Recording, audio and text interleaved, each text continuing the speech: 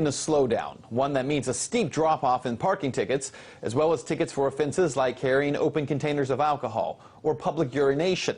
So why the slowdown? Well, it's a union-led effort to push back against Mayor Bill de Blasio.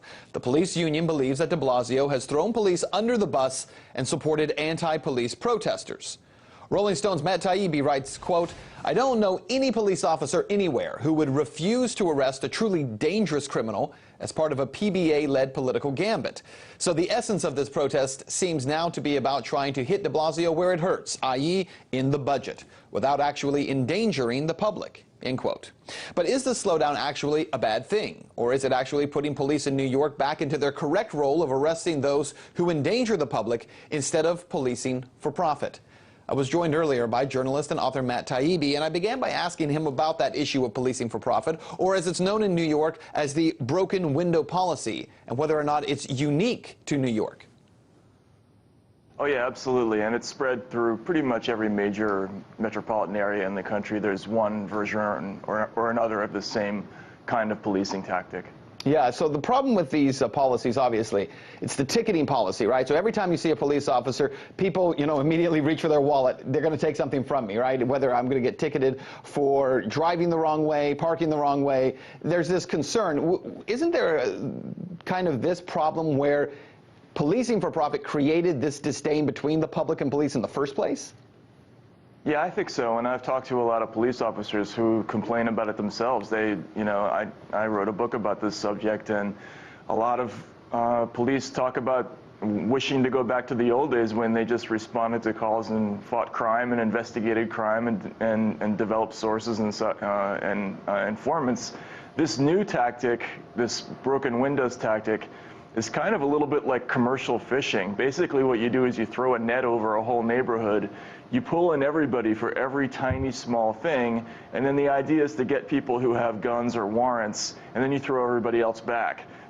It's an effective strategy to a degree, but it creates a lot of hostility in the target neighborhoods. Well, it also creates a lot of revenue for the city, which people then look at as revenue that's derived. We have this phrase that's used, taxation without representation. Well, this isn't even taxation. This is simply just, as some people would call it, public theft without representation.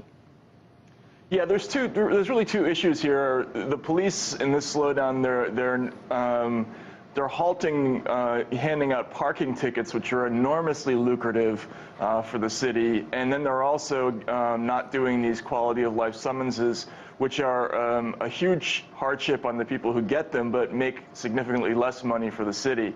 So there's two different things going on here.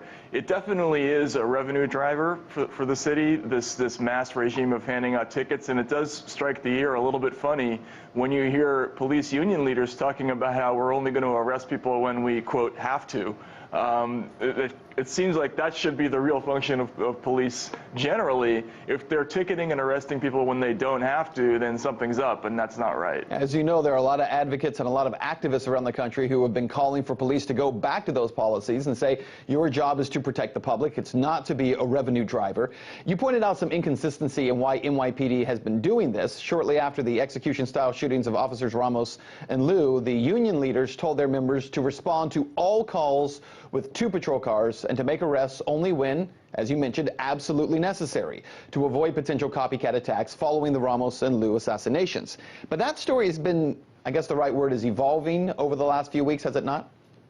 Yeah, absolutely. There have been some strange quotes that have come from union leaders. There was a head of the detectives union who essentially said that, we can't win.